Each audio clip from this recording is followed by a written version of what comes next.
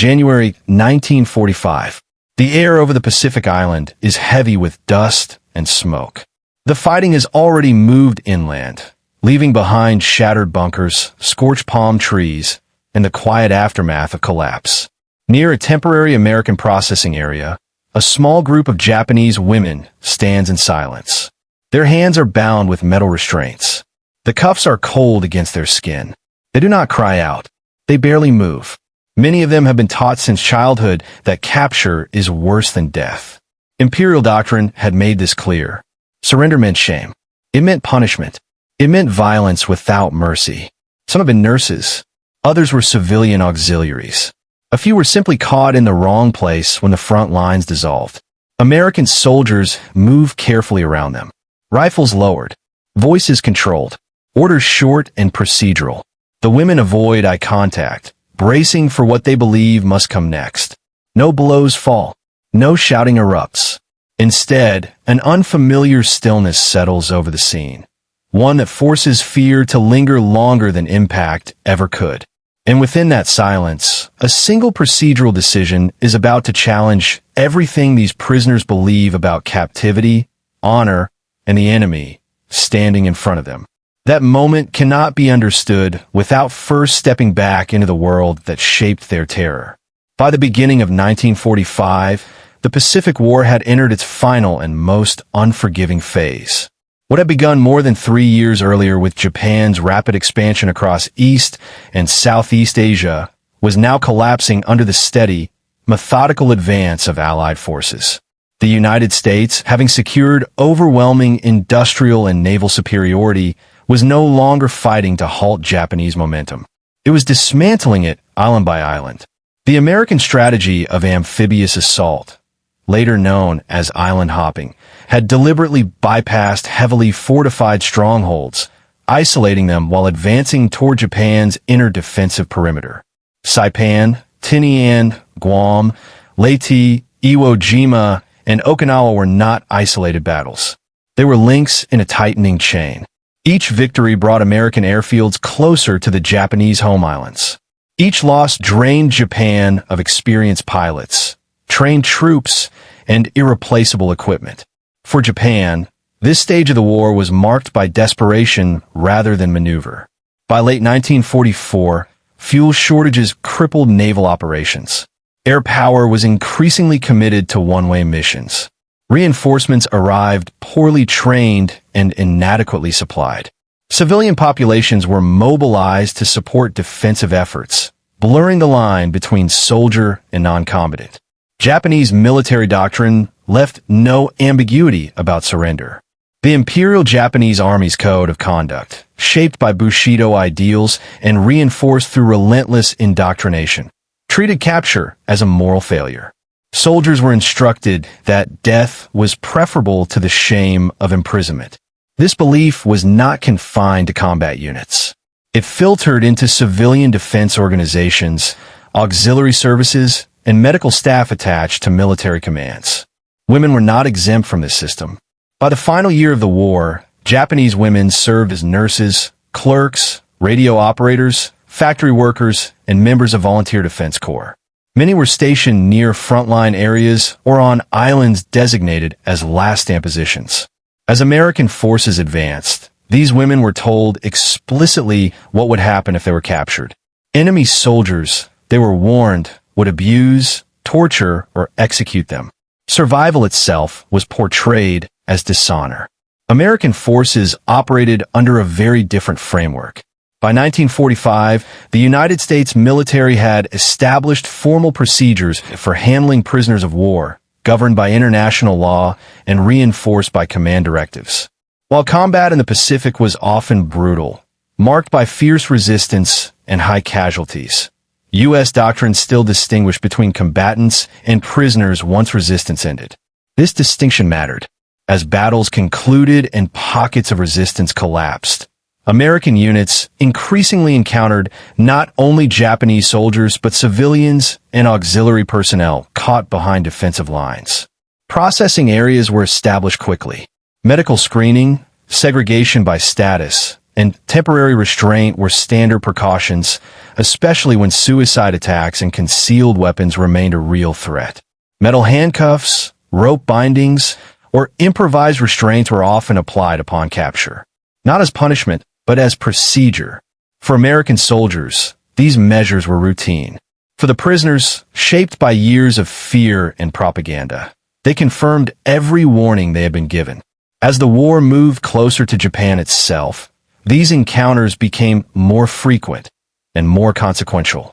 The treatment of prisoners, especially women, would soon challenge long-held assumptions on both sides. And it is within this widening gap between expectation and reality that the next layer of this story begins to unfold. For Japanese women taken prisoner during the final year of the Pacific War, fear did not begin at the moment of capture. It had been carefully constructed long before. From the early 1930s onward, state messaging, education, and military instruction emphasized absolute loyalty to the emperor and total rejection of surrender. This ideology hardened as the war turned against Japan. By 1944, it was no longer abstract. It was enforced. Women serving near the front were given explicit instructions. If the enemy landed, they were told to flee inland to assist the wounded, or if necessary, to take their own lives rather than be captured. Civilians on islands such as Saipan and Okinawa were warned that Americans would commit atrocities if given the chance. These messages were not vague. They were graphic. They were meant to eliminate hesitation. When American landings overwhelmed Japanese defenses, reality moved faster than doctrine. Front lines dissolved. Command structures broke apart. Hospitals were overrun. Supply routes vanished. Women who had expected organized evacuation instead found themselves isolated, often with no weapons, no guidance, and no means of escape. Capture, when it came, was sudden. A shouted command. A rifle raised. A hand signal to stop. For those who surrendered, restraint followed immediately. American soldiers, trained to expect hidden grenades or sudden attacks, acted cautiously. Hands were bound. Personal items were searched. Groups were separated. For the women, this moment confirmed everything they feared. The restraints were interpreted not as safety measures, but as the first step toward abuse or execution. Many refused to speak. Some would not look up. Others stood rigid, prepared for violence that did not arrive. This reaction puzzled many American troops.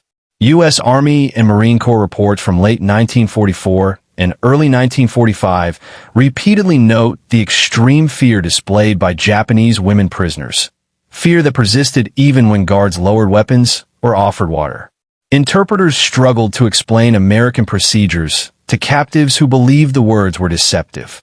Medical personnel encountered the same resistance. Nurses and corpsmen reported that some female prisoners initially refused treatment, convinced that care would be followed by harm. It often took hours, sometimes days, for trust to form, if it formed at all.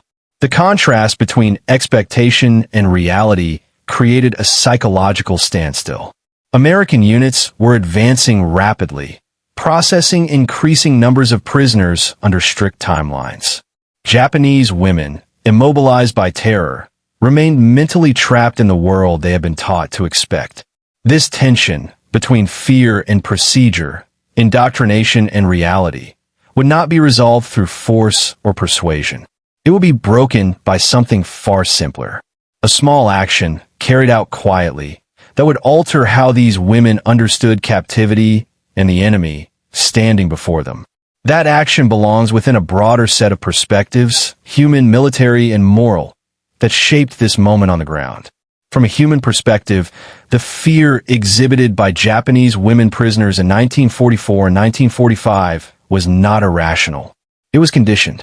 Years of ideological reinforcement had taught them that capture erased identity and dignity. For many, the idea of survival outside the Japanese system was unimaginable. When restraint was applied, it activated a final, deeply embedded expectation that suffering was inevitable. Psychologists and military observers attached to Allied forces later noted that this fear differed markedly from that of European prisoners. It was more absolute, more final.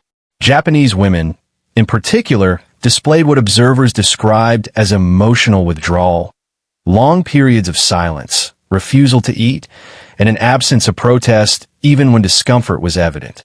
These reactions were not signs of compliance. They were signs of resignation. The doctrinal angle helps explain why. Imperial Japanese military culture did not recognize captivity as a legitimate state. Soldiers were instructed to fight until death. Civilians were urged to support that outcome. Women serving in auxiliary roles were included in this moral framework, even though they were not combatants.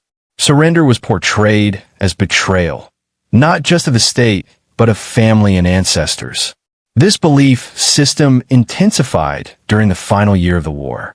As defeat became more likely, Japanese commanders feared that surrender would spread. Harsh messaging was used to maintain cohesion. The result was a population primed to expect brutality from the enemy and condemnation from their own side. American forces approached captivity differently, but not sentimentally. By 1945, U.S. military training emphasized discipline, restraint, and control over prisoners, particularly in the Pacific where surprise attacks had caused heavy losses. The application of handcuffs or bindings was a defensive measure. It reduced risk during processing and transport. It was not intended to humiliate. This distinction, however, was invisible to those being restrained. Without context, procedure and punishment looked identical. American soldiers encountered this misunderstanding repeatedly. After major landings, Marine and Army units were often tasked with managing hundreds of prisoners at once. Language barriers limited communication. Interpreters were scarce. Stress was constant. Yet field reports show that many American units recognized the extreme fear displayed by female prisoners and adjusted their behavior accordingly. Weapons were lowered earlier. Voices were softened. In some cases, male guards were replaced with female medical staff during intake. These changes were not ordered from above. They emerged organically, driven by observation rather than instruction. The human angle on the American side also matters. Many U.S. soldiers had fought through brutal campaigns where surrender was rare and resistance continued until death. Encountering unarmed women, terrified, silent, restrained, introduced a different emotional dynamic. The enemy no longer looked like an abstract threat. It looked human. This shift did not change the war, but it did shape how captivity was administered in these moments. Still, fear remained. Restraint stayed in place. Procedure continued. The gap between expectation and reality persisted, unbroken, and it became clear that no amount of verbal reassurance would resolve it. The turning point would not come from doctrine or ideology. It would come from a single, visible act, one that carried meaning beyond words and would be understood instantly by those watching. That act, and the angles surrounding it, require further examination. From a medical standpoint, the treatment of Japanese women prisoners exposed a contradiction between expectation and reality that could not be ignored. American medical units were trained to stabilize all wounded personnel, regardless of nationality, once combat ended. This policy was not symbolic. It was procedural. Yet for many captured women, especially nurses and civilian auxiliaries, the presence of American doctors and corpsmen triggered confusion rather than relief. Medical officers reported that some women recoiled when approached with bandages or morphine. Others refused water. A few attempted to pull away despite restraints, convinced that medical care masked violent intent. These reactions slowed triage and complicated an already chaotic environment. They also forced American commanders to confront the psychological dimensions of captivity in ways they had not anticipated. Leadership at the unit level played a decisive role. While overarching POW policy came from higher command, the execution of that policy rested with officers and non-commissioned leaders on the ground. It was these individuals who decided when restraints were necessary, when they could be loosened, and when they could be removed entirely. American after-action reports reveal a pattern. Once prisoners were searched, separated, and confirmed unarmed, restraints, especially on women, were often removed earlier than required by strict protocol. Not out of leniency, But out of recognition that continued restraint increased fear, resistance, and medical risk. This decision carried moral weight. The Pacific War was marked by mutual dehumanization. Both sides had absorbed narratives that portrayed the other as incapable of mercy. Every small action either reinforced or challenged those beliefs. Removing restraints was not framed as kindness. It was framed as control through calm rather than force. The moral angle becomes clearer when contrasted with Japanese leadership decisions during the same period. On islands like Saipan and Okinawa, civilians were sometimes coerced into mass suicide rather than surrender. Women and children were told that death preserved honor. Survival did not. Against this backdrop, American restraint policies acquired unintended significance. They did not erase the violence of the war. They did not undo the bombing or the casualties. But they disrupted a specific expectation. That capture equaled immediate harm. For the women experiencing this shift, the removal of restraints was not simply physical. It was psychological. Handcuffs symbolized the point of no return. Their removal suggested, however cautiously, that the future might not follow the script they had been taught. This realization did not arrive all at once. It unfolded slowly, amid confusion and disbelief. But once it began, it could not be reversed. Fear, once absolute, became conditional. Silence gave way to hesitant observation. And it was in that fragile moment, when doctrine loosened its grip and reality asserted itself, that the decisive turning point of this story emerged. The processing area is quiet in a way that only follows violence. The gunfire has moved elsewhere. What remains is procedure. A line forms beneath makeshift shade, tarps stretch between vehicles, canvas flapping in the wind. American soldiers move down the line methodically, checking names where possible, recording numbers where names are not given. The Japanese women stand apart from captured soldiers. This separation is intentional. It reduces confusion. It lowers risk. Yet the women remain rigid, their wrists bound, eyes fixed on the ground. The restraints have been in place for hours. American officers confer nearby. The immediate danger has passed. Searches are complete. No weapons have been found. Medical personnel have cleared the group. There is no resistance, no threat. The situation has changed. Orders are issued quietly, not shouted, not ceremonial. A simple instruction passed down the line. A soldier steps forward. He kneels to avoid appearing dominant. He reaches for the first set of handcuffs. The metal clicks open. For a moment, nothing happens. The woman does not move. She does not pull her hands away. She does not look up. The soldier gestures gently. Slowly, she lowers her arms. The cuffs fall into the dust. Others are watching. Every movement is noted. Every sound magnified. One by one, the restraints are removed. There is no cheering. No visible relief. Instead, confusion spreads across faces that had prepared for a different ending. Some women glance at their wrists repeatedly, as if expecting the metal to return. Others remain frozen, unsure whether movement itself might reverse what has just occurred. American guards step back. Weapons remain slung. Distance is maintained. The message is unspoken but clear. The danger is over. This moment does not resolve fear immediately. Years of conditioning do not dissolve in seconds. But something fundamental shifts. The prisoners are no longer bound. The expectation of immediate violence collapses. The atmosphere changes. Not dramatically, gradually. Medical staff approach again. This time, fewer women pull away. Water is accepted. Bandages are allowed. A nurse meets the eyes of an American corpsman and nods. In military reports, this moment is recorded clinically. Restraints removed after processing. No commentary. No emphasis. Yet for those present, it marked a psychological turning point as significant as any battlefield advance. The war is not over.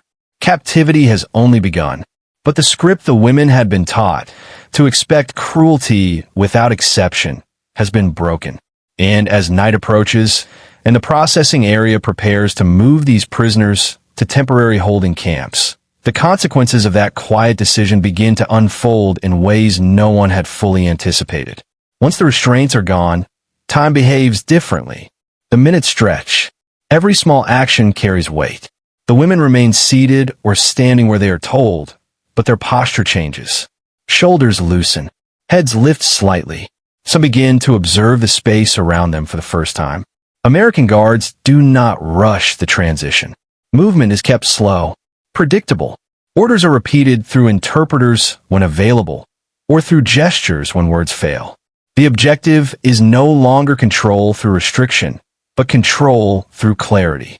For many of the women, this is the first direct contradiction of everything they had been told. They had expected humiliation. Instead, they received distance. They had expected punishment. Instead, they're given time. Medical evaluation resumes under calmer conditions. Wounds are cleaned. Dehydration is treated. Those too weak to walk are carried, not dragged. These details matter. They accumulate. They create a pattern that cannot be dismissed as coincidence. American after-action documents from the Philippines, Saipan, and Okinawa describe similar outcomes. Once restraints were removed and prisoners were separated from combat zones, resistance diminished sharply. Panic subsided. Cooperation increased, not through coercion, but through predictability. For the women, understanding comes slowly. Some still believe the kindness is temporary. Others suspect deception. A few, especially trained nurses, recognize the procedures being followed and begin to understand that they are not facing arbitrary violence. Night falls. Lamps are lit. Rations are distributed. Food is simple, unfamiliar, but adequate. Eating is optional. No one is forced. This alone unsettles many of the prisoners more than threat ever could. By morning, the psychological landscape has shifted. The women are still captives, still uncertain, still grieving what has been lost.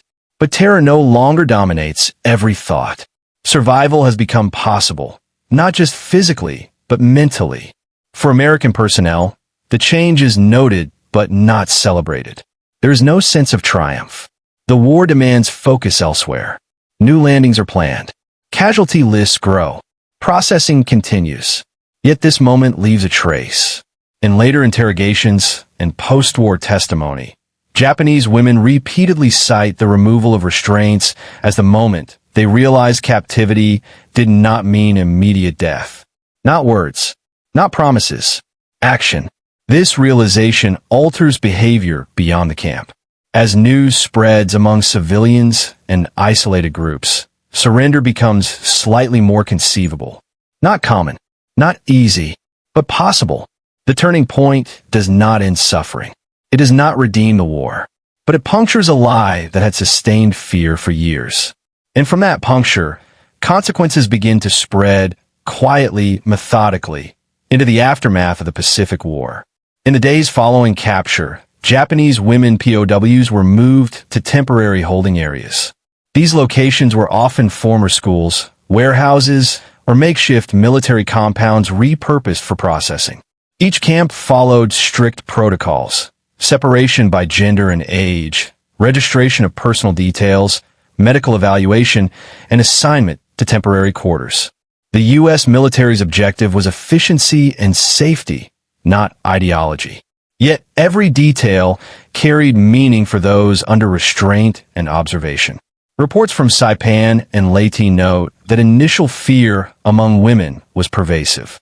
Even after restraints were removed, many remained motionless during roll call, eyes fixed to the ground. Guards and medical staff observed hesitation when prisoners were asked to eat or drink. This behavior was not passive resistance, but a continuation of fear instilled by years of propaganda. Despite this, American procedures were consistent. Water, food, and medical attention were offered systematically. Clean clothing and shelter were provided when available.